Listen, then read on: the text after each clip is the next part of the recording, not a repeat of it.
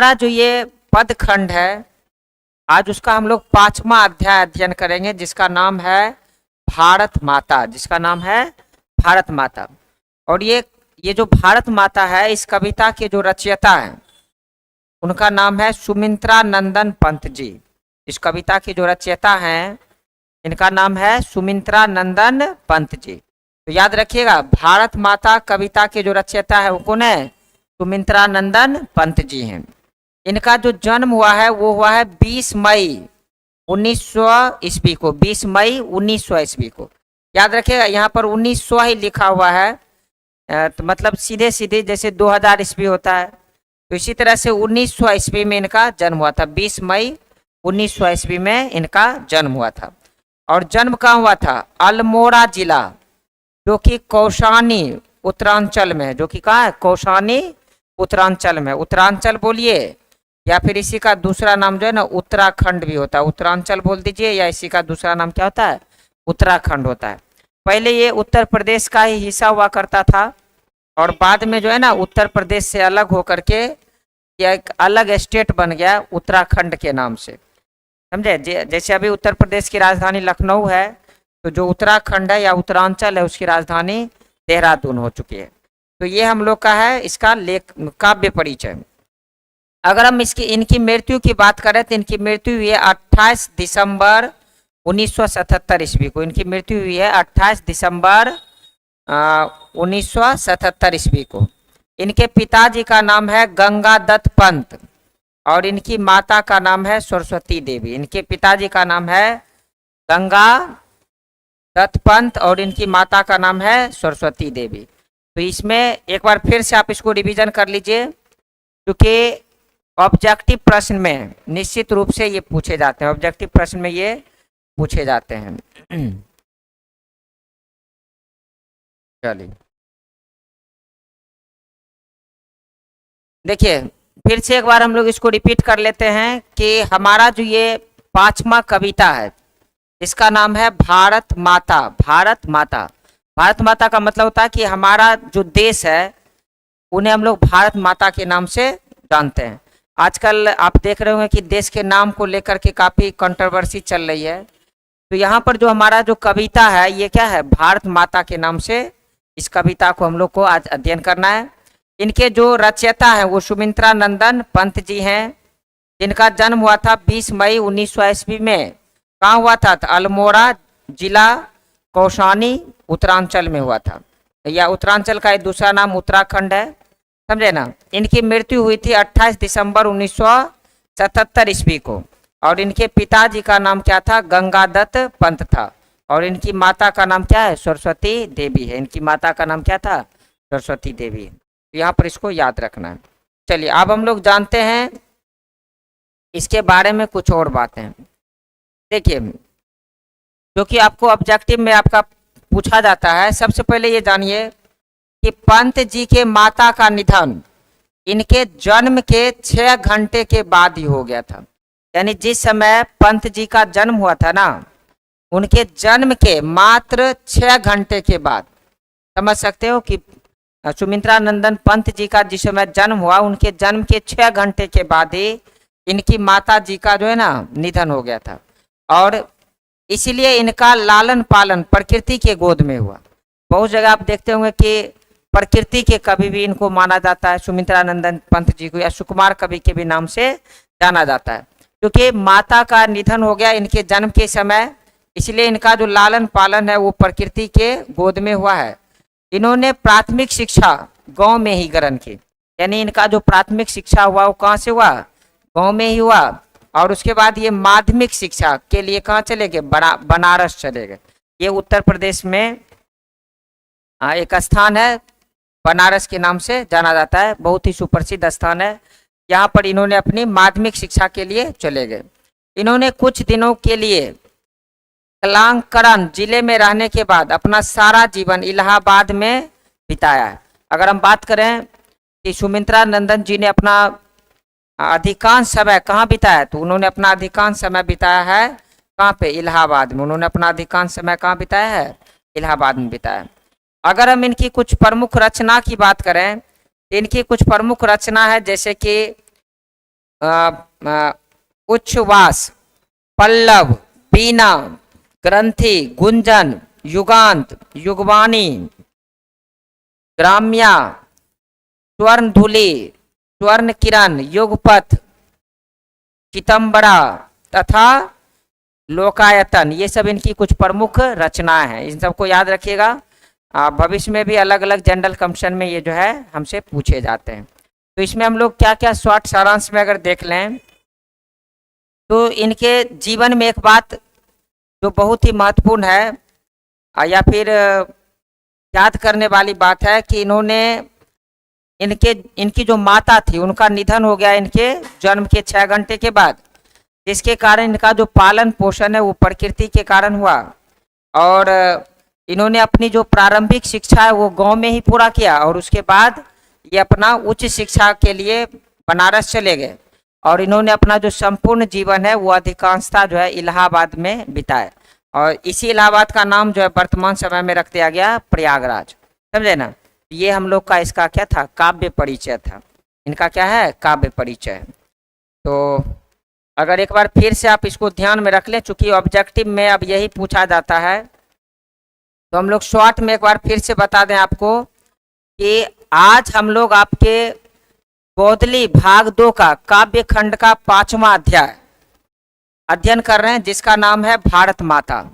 और इनके रचयिता हैं सुमित्रा नंदन पंत जी। इनका जन्म हुआ था 20 मई 1900 ईस्वी में कौशानी उत्तराखंड में या उत्तरांचल में, और इनकी मृत्यु हुई थी 28 दिसंबर 1977 ईस्वी में। और इनके पिताजी का नाम था गंगा दत्त पंत और इनकी माता का नाम है सरस्वती देवी। यहाँ तक जान लिए। इसके बाद मैंने आपको बताया कि जिस समय पंत जी का जन्म हुआ उनके जन्म के मात्र 6 घंटे के बाद ही, इनके जन्म के मात्र 6 घंटे के बाद ही क्या हुआ, इनकी माँ का निधन हो गया। और जब इनकी माँ का निधन हो गया तो इनका जो पालन पोषण है वो प्रकृति के ही द्वारा हुआ है। और जब ये पढ़ना शुरू किए तो इनकी जो प्रारंभिक शिक्षा है वो गांव में ही शुरू हुई और उसके बाद जो इन्होंने अपनी माध्यमिक शिक्षा ग्रहण करने के लिए बनारस चले आए और इन्होंने अपना अधिकांश जो जीवन है वो कहाँ रह करके बिताए, वो क्या बोलते हैं, इलाहाबाद में रह करके बिताए। यहाँ तक हम लोग जान गए। और यहाँ स्क्रीन पर उनकी कुछ प्रमुख रचनाएं हैं जिनको आप नोट करके रख सकते हैं। आगे जब भी जनरल कमीशन का एग्जाम हो तो उसमें निश्चित रूप से इन संदर्भ में आपको पूछा जाता है। तो चलिए अब हम लोग जो है मुख्य रूप से इनकी जो कविता है उन पे प्रकाश डालते हैं और इनकी कविताओं को एकदम ध्यान में रख करके इसका अध्ययन करते हैं। चलिए, बहुत सारे लोग हमसे जुड़े हुए हैं।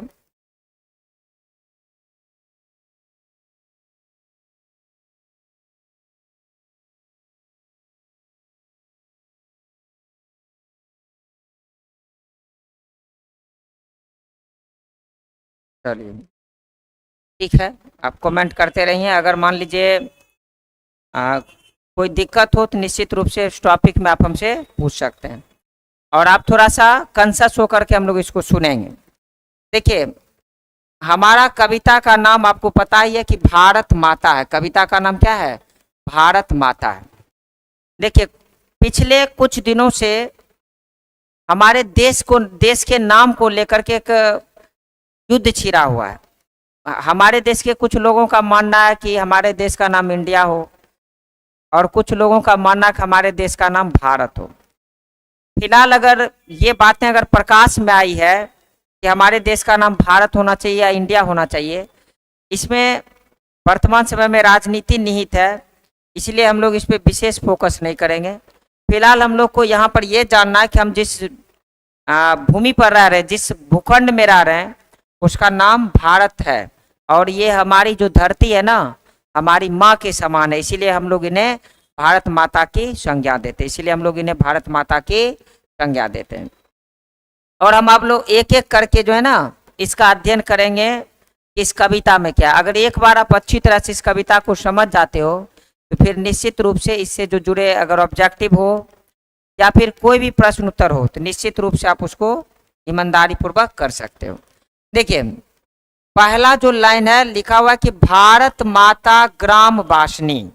पहला जो लाइन है वो लिख रहा है कि भारत माता ग्रामवासिनी। इसका मतलब होता है कि हमारी जो भारत माता है, हमारी जो भारत माता है वो गांव में निवास करने वाली है। हमारी जो भारत माता है वो क्या है, गांव में निवास करने वाली है। भारत माता ग्रामवासिनी, इसका मतलब होता है कि हमारी जो भारत माता है ना वो गांव में निवास करने वाली है। हमारी जो भारत माता है वो क्या है, गांव में निवास करने वाली है। कहता है खेतों में फैला है श्यामल, खेतों में फैला है श्यामल, धूल भरा मैला सा आंचल, गंगा यमुना में आंसू जल, मिट्टी की प्रतिमा उदासनी। देखिए इन पंक्तियों के माध्यम से कवि कहते हैं कि हमारी जो भारत माता है वो गांव में निवास करने वाली है, जिनके कारण इनका जो आंचल है ना वह खेतों में फैला हुआ है। इनकी जो आंचल है वो खेतों में फैला हुआ है, और इनका जो आंचल है ना वो धूल कण के कारण, मिट्टी के कारण क्या हो चुका, मैला हो चुका है। इनकी आंखों से गंगा यमुना की आंसू बह रही है, और हमारी भारत माता है ना वो मिट्टी की मूर्ति के समान खड़ी है, और उनके चेहरों पर उदासी जो है स्पष्ट रूप से दिखाई पड़ रही है। यानी क्योंकि ये जो कविता है, ये कविता सुमित्रा नंदन पंत जी के द्वारा उस समय लिखी गई थी जब हमारी भारत माता अंग्रेजों के गुलाम थे। तो सुमित्रा नंदन पंत जी का एक मकसद था, एक उद्देश्य था कि लोगों को अपने देश के बारे में, अपने देश की छवि के बारे में अध्ययन कराया जाए, ताकि जो है ना वो एक सच्चे बेटा के भांति, एक सच्चे देशभक्त की भांति देश की आज़ादी में अपने आप को निछावर कर सके, ये उद्देश्य था। और चूंकि उस समय जो हमारी भारत माता थी वो अंग्रेजों की जंजीरों में बंधा हुआ था, और उस समय सुमित्रा नंदन पंत जी जो है वो भारत की एक तस्वीर को खींचते हैं और उन्हें जनताओं तक पहुंचाने का प्रयास करते हैं। तो चलिए हम फिर से एक बार इस जो आपका टॉपिक है इस पे अध्ययन करते हैं। कह रहा कि भारत माता ग्रामवासिनी, खेतों में फैला है श्यामल, धूल भरा मैला सा आंचल, गंगा यमुना में आंसू जल, मिट्टी की प्रतिमा उदासनी। हमारी जो भारत माता है वह गांव में निवास करने वाली है। हमारी जो भारत माता है वो क्या है, गांव में निवास करने वाली है, जिसके कारण इनका जो आंचल है ना वो खेतों में फैला हुआ, जिसके कारण इनका आंचल क्या है, खेतों में फैला हुआ है, और जिसके कारण इनका आंचल जो है ना धूल कण से मैला हो चुका है, और इनकी आंखों से गंगा यमुना की धारा बह रही है, आंसू के रूप में गंगा यमुना की धारा बह रही है, और यह मिट्टी की मूर्त की तरह खड़ी हुई है, और इनके चेहरों पर स्पष्ट रूप से उदासी देखी जा सकती है। इनके चेहरों पर स्पष्ट रूप से उदासी देखी जा सकती है। इसका मतलब क्या कि हमारा जो भारत है, सुमित्रा नंदन जी कह रहे हैं कि वो उनकी जो आत्मा है वो ग्रामीण आत्मा है, और हमारी भारत माता भी क्या है कि गांव में निवास करने वाली है, और जब गांव में निवास करेगी तो इनका निश्चित रूप से जो आंचल है वो खेतों में फैला रहेगा, और जब इनका आंचल खेतों में फैला होगा तो निश्चित रूप से धूल और कण से वो मैला हो जाएगा, और इनके आंखों से आंसू के रूप में गंगा यमुना की धारा बह रही है, और ये मिट्टी की मूर्त की तरह खड़ी हुई है, और इनके चेहरों पर स्पष्ट रूप से उदासी देखी जा सकती है। इनके चेहरों पर स्पष्ट रूप से उदासी देखी जा सकती है। तो चलिए मैं एक बार फिर से बोल रहा हूँ, भारत माता ग्रामवासिनी, खेतों में फैला है श्यामल, धूल भरा मैला सा आंचल, गंगा यमुना में आंसू जल, मिट्टी की प्रतिमा उदासनी। यानी हमारी जो भारत माता है वो गांव में निवास करने वाली हैं, जिसके कारण इनका आंचल खेतों में फैला हुआ है, और खेतों में आंचल फैला रहने के कारण क्या है कि इनका जो आंचल है वो मैला हो चुका है। इनकी आंखों से गंगा यमुना की आंसुओं के रूप में धारा बह रही है, और यह मिट्टी की प्रतिमा के समान उदास खड़ी हुई है, यह मिट्टी की प्रतिमा के समान उदास खड़ी हुई है, और इनके चेहरे पर स्पष्ट रूप से उदासी देखी जा सकती है। इनके चेहरों पर स्पष्ट रूप से उदासी देखी जा सकती है। चलिए पहला में अगर किन्हीं को दिक्कत हुआ तो आप कमेंट करके पूछ सकते हैं। चलिए अभी हम हिंदी पर आ रहे हैं, आप बायोलॉजी का पीडीएफ मांग रहे हो।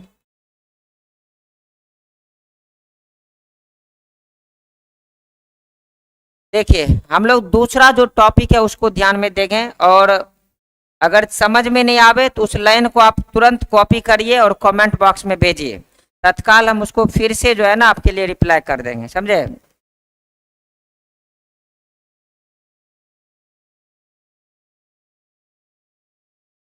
चलिए, अनुपम पोदार जी लिख रहे हैं कि सर बायोलॉजी का पीडीएफ। चलिए, जब बायोलॉजी हम पढ़ाएं तो उस समय बायोलॉजी का पीडीएफ मांगिए। फिलहाल आप हिंदी देखिए। देखिए आगे लिख रहा है कि दैन्य जड़ित अपलक नत चितवन, अंधरों में चिर नीरव रोदन, युग युग के तम से बिस्मन मन, वह अपने ही घर में प्रवासनी। यानी हमारी भारत माता को सदियों सदियों से अंधेरों में रखा गया। हमारी भारत माता को सदियों सदियों से क्या किया गया, अंधेरों में रखा गया है, जिसके कारण इनका जो मन है ना वो कुंठित हो गया। युगों युगों से इन्हें अंधेरों में रखा गया है और यह अपने ही घर में कैद बनी हुई है। क्या लिखा, वह अपने ही घर में प्रवासनी। हमारी जो भारत माता है वह अपने ही घर में प्रवासनी बनी हुई है, वह अपने ही घर में कैद बनी हुई है। फिर से सुनिए इधर, करा दैन्य जड़ित अपलक नत चितवन, अंधरों में चिर नीरव रोदन।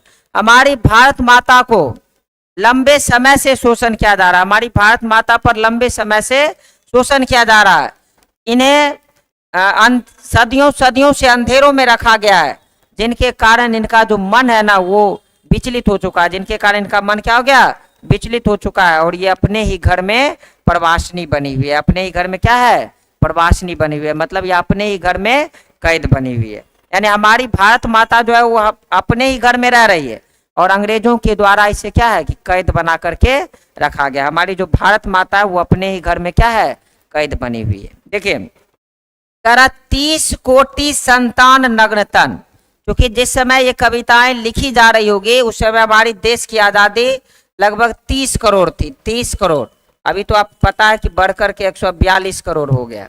तो जिस समय ये कविताएं लिखी जा रही थी उस समय हमारे देश की आबादी कितनी होगी, 30 करोड़ थी।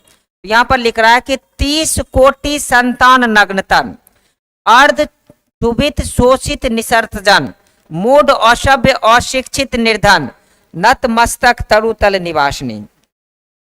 हमारे देश के जो 30 करोड़ संतान हैं उनका लगातार शोषण किया जा रहा है। हमारे देश के जो 30 करोड़ संतान हैं उनका लगातार शोषण किया जा रहा है।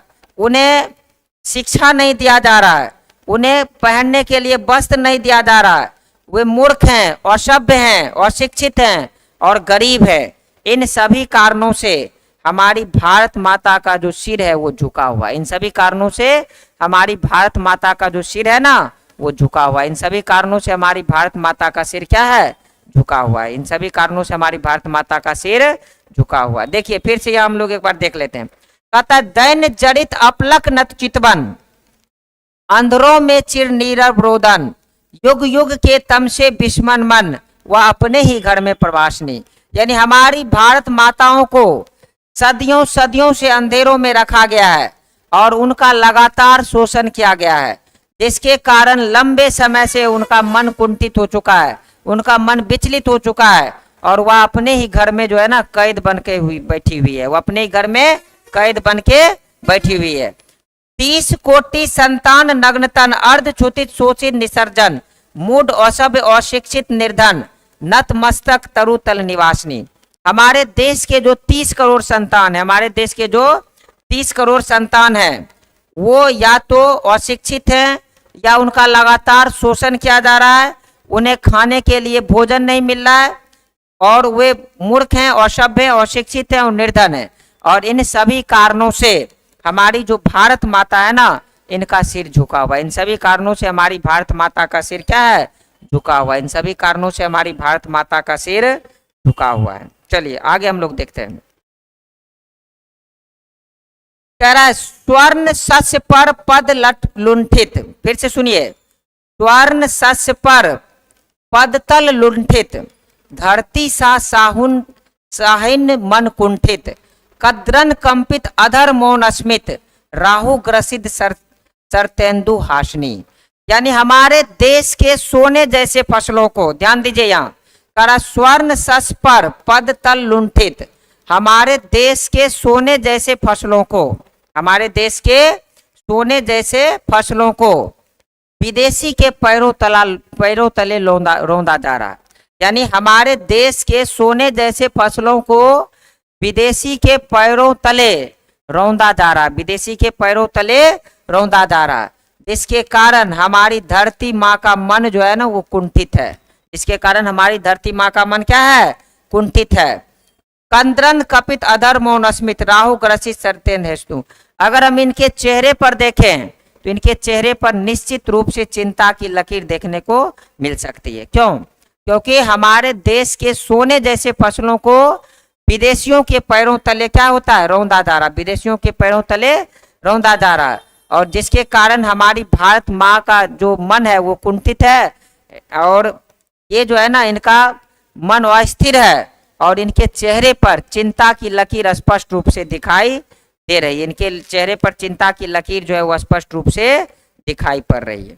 देखिए आगे देखिए, कह रहा है चिंचित ब्रेकेट क्षितिज तिर्मांकित नमित नयन नव वांछिंदन।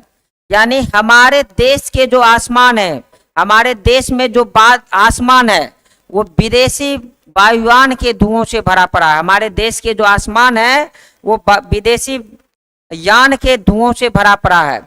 आनंद श्री छायन शशि उपमित ज्ञान मूर्धनि गीता प्रकाशनी। हमारे देश का जो आसमान है ना वो विदेशी विमानों की धुआं से भरा हुआ है। जो देश पहले पूरे विश्व के लिए गीता का उपदेश देते थे, जिन्हें पूरा विश्व अपना गुरु मानता था, आज उन्हीं के देश में ज्ञान का अभाव है, और वे ज्ञान के अभाव के कारण किसी दूसरे के गुलाम हैं, और उन विदेशियों के द्वारा इनका लगातार शोषण किया जा रहा है। विदेशियों के द्वारा इनका लगातार शोषण किया जा रहा है। तो बहुत ही अच्छा लाइन लिखा हुआ है कि वर्तमान समय में हमारा जो आसमान है ना वो विदेशी वायुयान के धुओं से भरा पड़ा है, जिसके कारण हमारी भारत माता को जो हृदय है वो कुंठित है। हमारी जो भारत माता उनके चेहरों पर चिंता की लकीरें दिख रही है। और प्राचीन काल में जो देश पूरे विश्व को गीता का उपदेश दिया था, प्राचीन काल में विश्व जिन्हें अपना गुरु मानता था, आज उन्हीं के देश में ज्ञान का अभाव है, और वे ज्ञान के अभाव के कारण क्या कर रहे हैं? किसी दूसरे की गुलामी कर रहे हैं, और उनके माँ के समान जो धरती माँ है उन्हें लंबे समय से कैद करके रखे हुए हैं। तो ये यहाँ पर कवि का कहना था। देखिए अब हमारा जो लास्ट टॉपिक है उसको ध्यान से समझेंगे। कह रहा है कि सफल आज हुआ उसका तप संयम, पिला अहिंसा स्तन्य सुधोपन, हरती जन मन भय भव तरम ब्रह्म, जग जननी जीवन विकासनी। आज हमारी भारत माता का जो तप है वो सफल हो गया। आज हमारी भारत माता का जो तप है वो क्या हो गया? सफल हो गया। आज हमारी भारत माता का तप सफल हो गया, क्योंकि उन्होंने अपने स्तन से दूध पिलाकर के वैसे बच्चों को जन्म दिया है जो कि विभिन्न प्रकार के भय, चिंता या अलग अलग भाव या फिर ज्ञान का जो अभाव है उन सबों से परे हैं। और ऐसे बच्चे निश्चित रूप से इन विदेशी जो आक्रमणकारी हैं, ये जो विदेशी जो हम लोगों पर शोषण करता है, इनसे लड़ने में सक्षम है, और निश्चित रूप से ये अपनी माँ को इन अंग्रेजों के चुंगल से छुड़ाएंगे, अंग्रेजों के जंजीर से इन्हें मुक्त करेंगे। तो और अंततः कह रहा कि ऐसी भारत माता को कवि जो है ना बार बार प्रणाम करते हैं। ऐसी भारत माता को कवि क्या करते हैं? बार बार प्रणाम करते हैं। तो लास्ट लाइन हम लोग क्या सीखे कि आज सफल आज हुआ उसका तप संयम, पिला अहिंसा स्तन्य सुधोपन, हरती जन मन भय भव तम ब्रह्म, जग जननी जीवन विकासनी। यानी आज हमारी भारत माता का जो तप है, संयम है, वो सफल हो गया है, क्योंकि उन्होंने अपने अमृत समान अपने दूध पिला करके वैसे बच्चों को पैदा किए हैं जो विभिन्न प्रकार के भय से, विभिन्न प्रकार के ज्ञान के अभाव से, या फिर अंग्रेजों के जो गुलामी वाली प्रवृत्तियां थी उन सबों से परे हैं।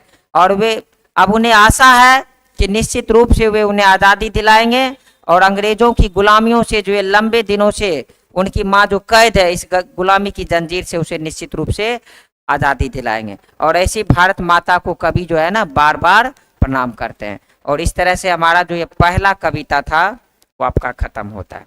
चलिए, इसमें से अगर किसी को कोई टॉपिक है तो आप जो है कमेंट करके भेज सकते हैं। चलिए, आपका नहीं है तो ध्यान दीजिए, हम आप फिर से इस पे क्वेश्चन आंसर पे आते हैं।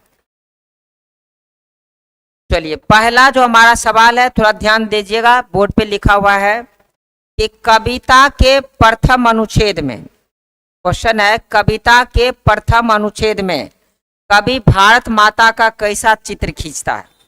यानी आपने कविता का जो प्रथम अनुच्छेद पढ़ा होगा, उस आधार पे आपको बताना है कि कवि जो है भारत माता का कैसा चित्र खींचता है, उसके बारे में आपको बताना है।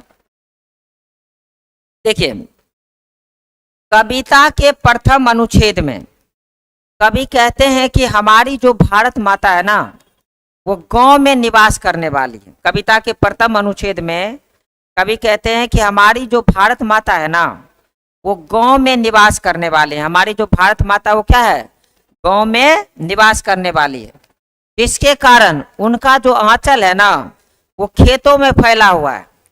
और खेतों में आंचल फैले होने के कारण यह आंचल धूल कण और मिट्टी से मैला हो चुका है।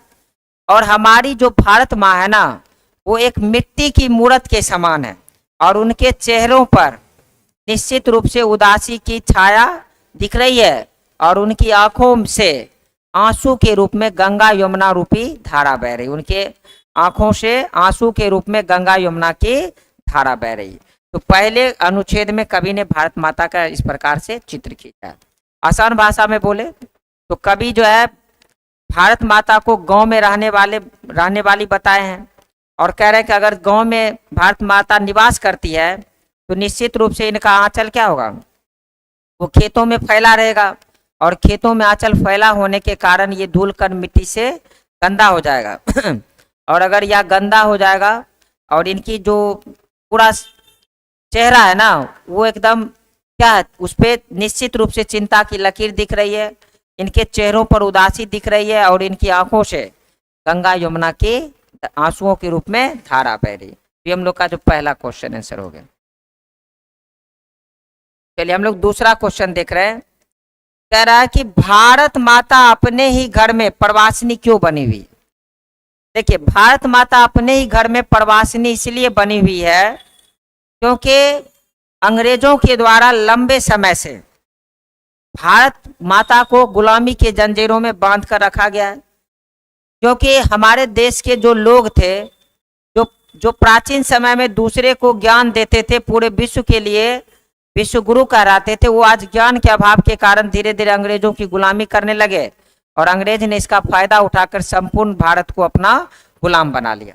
तो अब क्या है कि उनकी भारत माता को गुलामी की जंजीरों में रखा गया है, और अंग्रेजों के द्वारा लगातार उनका शोषण किया जा रहा है, उनके बच्चों का शोषण किया जा रहा है, और साथ ही साथ यहाँ पर विभिन्न प्रकार के ऐसे क्रियाकलाप किए जा रहे हैं जिनके कारण हमारी माँ का जो हृदय है ना, वो कुंठित है, और इनके चेहरे पर जो है ना, चिंता की लकीर भी स्पष्ट रूप से दिखाई पड़ रही है।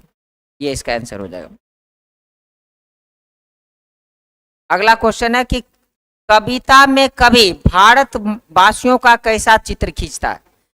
मैंने आपको कविता के दौरान बताया था कि कवि कहते हैं कि हमारे पूरे विश्व में, हमारे देश में 30 करोड़ ऐसे संतान हैं। हमारे देश में 30 करोड़ ऐसे संतान हैं जिनको खाने के लिए भोजन नहीं है, अपना शरीर ढकने के लिए वस्त्र नहीं है, वे असभ्य हैं, अशिक्षित हैं, और उनमें ज्ञान का अभाव है, और अंग्रेजों के द्वारा लगातार उनका शोषण किया जा रहा है।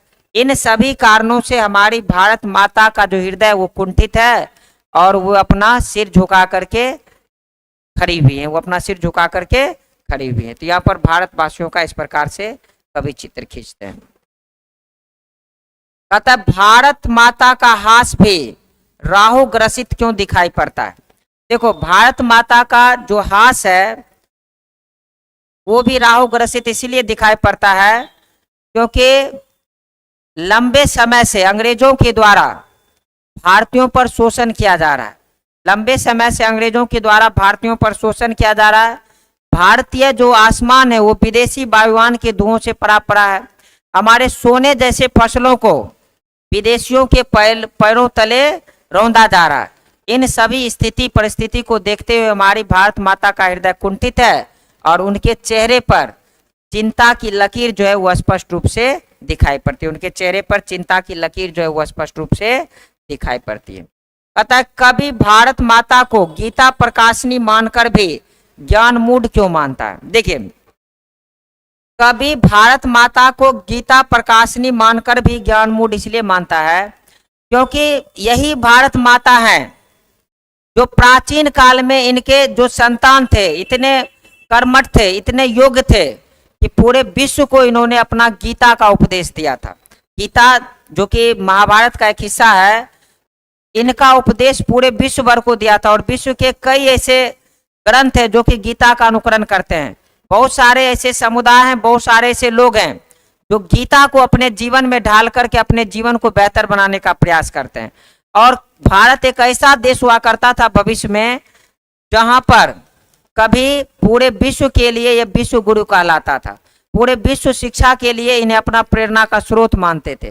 लेकिन वर्तमान समय में भारत की स्थिति यह है कि यह अंग्रेजों का गुलाम है, इसीलिए और अंग्रेजों के द्वारा भारतीयों पर लगातार शोषण किया जा रहा है। और इन शोषण को देखते हुए भारत माता की जो स्थिति है वो अंदर से कुंठित है। भारत माता के चेहरे पर चिंता की लकीर स्पष्ट रूप से दिखाई पड़ रही है। अतः कभी भारत माता को गीता प्रकाशनी मान करके भी, गीता प्रकाशनी मान करके भी इसे क्या मानता है? ज्ञान मूढ़ मानता है। यानी एक दौर ऐसा था जब हम पूरे विश्व को ज्ञान बांटते फिरते थे और एक दौर अब है उस समय का जिस समय अंग्रेज हम लोग पे राज कर रहा था, जिस समय हम लोग ज्ञान के अभाव के कारण अंग्रेजों की गुलामी करते फिर रहे थे। ये इनका आंसर हो जाएगा।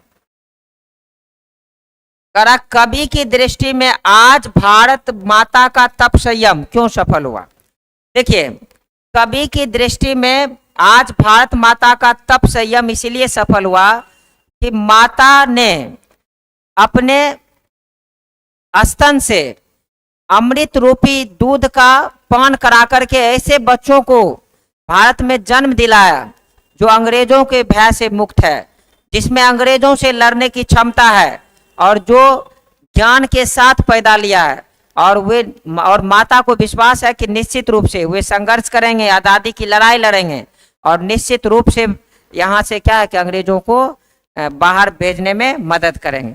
अतः कवि का मानना है कि आज भारत माता का जो इतना लंबे दिनों से गुलामी की जंजीर में बंधी रहे, इन्होंने अपना संयम नहीं खोया, इन्होंने अपना जो तप किया उन तप का समय आ गया और निश्चित रूप से अब ऐसे दिन भविष्य में आएंगे जिसमें कि उनके बच्चों के द्वारा उन्हें गुलामी की जंजीर से आजाद करा ली जाएगी, उन्हें गुलामी की जंजीर से आजाद करा ली जाएगी। चलिए, अब हमारा 2 प्रश्न है जिसमें का व्याख्या करना है। देखिए, जब भी आपको व्याख्या करने वाला बात आवे तो आपको ध्यान रखना है कि व्याख्या करने का मतलब होता है कि जो पंक्ति लिखी जाती है ना, उस पंक्ति को आपको डिटेल में बताना है। और उससे पहले भी आपको मैंने बताया कि जब भी व्याख्या आवे तो कुछ लाइन आपको अपने मन से जोड़ना है। जैसे मान लो कि आपको 10वीं कक्षा में आप हैं और व्याख्या करने आ गया। अब मान लो यहाँ पर एक पहला प्रश्न है कि स्वर्ण शस्य पर पद तल लुंठित, धरती सा साहिन सुन मन कुंठित, इसको हमको व्याख्या करना है। इससे पहले हम लोग को लिखना होगा कि प्रस्तुत पंक्ति हमारे पाठ्य पुस्तक गोदली भाग 2 के काव्य खंड से लिया गया है, जो कि भारत माता कविता पाठ से संकलित है। प्रस्तुत पंक्ति या भारत माता के रचयिता सुमित्रा नंदन पंत जी हैं और प्रस्तुत पंक्ति के माध्यम से पंत जी कहते हैं कि अब यहां से लिखना है, क्या कर रहा है? स्वर्ण शस्य पर पद तल लुंठित, धरती सा साहिंसन मन कुंठित। हमारे देश के सोने जैसे फसलों को, हमारे देश के सोने जैसे फसलों को, ध्यान से देखिए, हमारे देश के सोने जैसे फसलों को विदेशियों के पैरों तले रौंदा जा रहा है। हमारे देश के सोने जैसे फसलों को विदेशियों के पैरों तले रौंदा जा रहा है, विदेशियों के पैरों तले रौंदा जा रहा है, जिसके कारण हमारी धरती माता का हृदय कुंठित है और वे अंदर से विचलित हो रहे हैं, वे अंदर से क्या है, विचलित हो रहे हैं। क्या फसल हम लोग लगाते थे और अंग्रेज है ना क्या करता था, जबरदस्ती उस फसल को काट करके ले जाता था।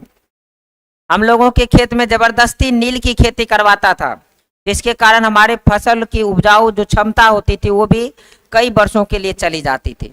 इसी को आधार मानकर जो है ना कवि इस पंक्ति को लिखते हैं कि हमारे देश के सोने जैसे फसलों को विदेशियों के पैरों तले रौंदा जा रहा है, जिसके कारण हमारी भारत माता का हृदय कुंठित है, भारत माता का मन विचलित है और वे इन परिस्थितियों में भी अपने आप को संयमित रूप से रखी हुई हैं, लेकिन इनके चेहरे पर स्पष्ट रूप से इस समस्या को लेकर चिंता की लकीर जो है वह स्पष्ट रूप से दिखाई पड़ती है।